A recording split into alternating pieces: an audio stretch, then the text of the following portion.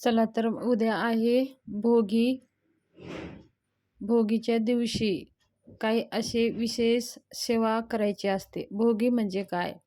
भोगी म्हणजे आपले सगळे दुःख संपवण्याचा दिवस. भोगी म्हणजे नवीन भोग सुरू करण्याचा दिवस, म्हणजे चांगले कर्म करण्याचा दिवस, म्हणजे चांगली जीवनाची सुरुवात करण्याचा दिवस म्हणजे भोगी.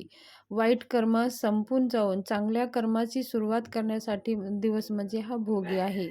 ह्या दिवशी आपले वाईट कर्म सगळे, वाईट विचार, वाईट कर्म, वाईट गुण, वाईट कुणाचे मन दुखले असेल, त्यांचं काही दोष लागले असतील, काही आपल्याकडनं कळत नकळत चुका झाल्या असतील, तर त्या सगळ्या चुका कमी व्हावं, त्यांचं दोष आपल्याला लागू नये, ती सगळी इडा-पिडा कायमची निघून जावं, म्हणून भोगीच्या दिवशी आपल्याला ब्रह्ममुहूर्तावर उठून स्नान करायचा असतो.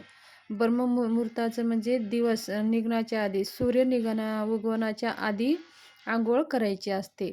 आणि ह्या दिवशी सूर्य निघण्याच्या आधी अंघोळ करून ब्रह्ममुहूर्तावर म्हणजे 4 आणि 6च्या आतमध्ये, असं तर 3 पासूनच उठून ब्रह्ममुहूर्तावर अंघोळ केली जाते. पण एवढं लवकर काही तुम्हाला जमत नसेल तर कमसे कमी 4:30 ते 6च्या बीचमध्ये तरी अंघोळ आपली झालीच पाहिजे. ह्या वेळेमध्ये अंघोळ करून आपल्याला त्या अंघोळीच्या पाण्यामध्ये ह्या वस्तू टाकून ह्या दिवशी अंघोळ करायची आहे.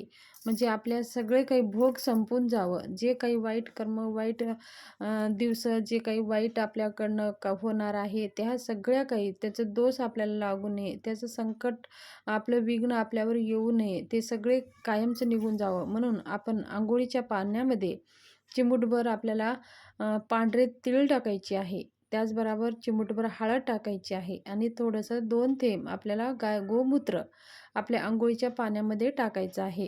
हे टाकून आपल्याला अंघोळ करायचं आहे. अंघोळ झाल्यानंतर आपल्याला स्वच्छ नवीन कपडे, महिला आहेत त्या साडी घालायची आहे. संक्रांत भोगी म्हणजे हे देवीचं सण आहे.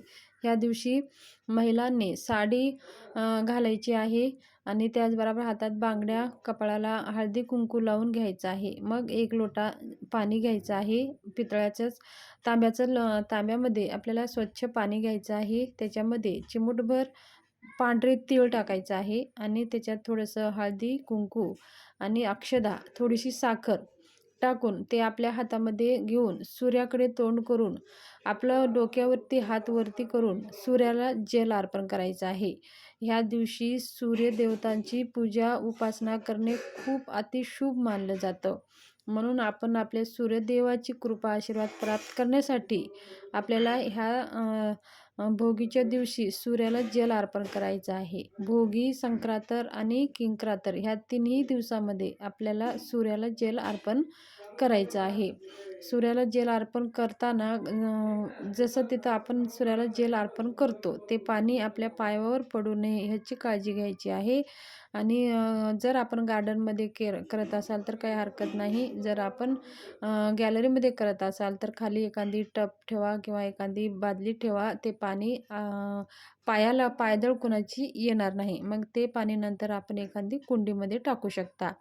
अशा प्रकारे आपल्याला सूर्यदेवाला नमस्कार करायचा आहे. जल अर्पण करून सूर्यदेवाला विनंती करायची आहे.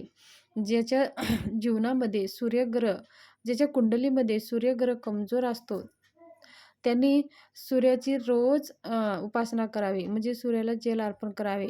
समजा आपल्या जीवनामध्ये सूर्यासारखं तेज, यशस्वी आणि असं सूर्यासारखं आपल्या जीवनामध्ये चमकणारं जीवन हे कुणाला नको आहे? तर सगळ्याला नको आहे. सूर्यासारखंच जर आपलं जीवन चमकायचं असेल तर आपल्याला सूर्याला दररोज जल अर्पण करावे. सूर्यदेवता असे एकमात्र देवता आहेत की त्यांचं दर्शन आपल्याला दररोज होत असतं. कोणत्याही देवतांचं साक्षात आपल्याला दर्शन होत नाही. हे सूर्यदेवता आहेत की त्यांचं दर्शन आपल्याला होत असतं. त्याचबरोबर आपल्याला ज्या काही आपल्या रीतिरिवाजेप्रमाणे आपल्याला भोगीची पूजा करायची आहे. जसं तुम्ही करता तुमच्या परंपरेनुसारच करा, काही चेंज करू नका. आणि ह्या अंघोळीच्या पाण्यामध्ये आणि सूर्यदेवाला जल अर्पण करा आणि भोगी संक्रांतीचा सण तुम्ही साजरा करू शकता. तसेच भोगीच्या दिवशी बघा आपण काही शुभ वस्तू म्हणजे तीळ आणि गूळ खरेदी करून आणायचे असतात. ह्या वस्तू घरात खरेदी करून आणणे खूप शुभ मानलं जातं. म्हणून आवर्जून तुम्ही भोगीच्या दिवशी तीळ आणि गूळ हे खरेदी करून घरात घेऊन या. आणि तिळाचं तेलसुद्धा तुम्ही खरेदी करू शकता. देवाला दिवा लावण्यासाठी हे शुभ मानलं जातं. तर माहिती जर माझी आवडली असेल तर चॅनलला शेअर, सबस्क्राईब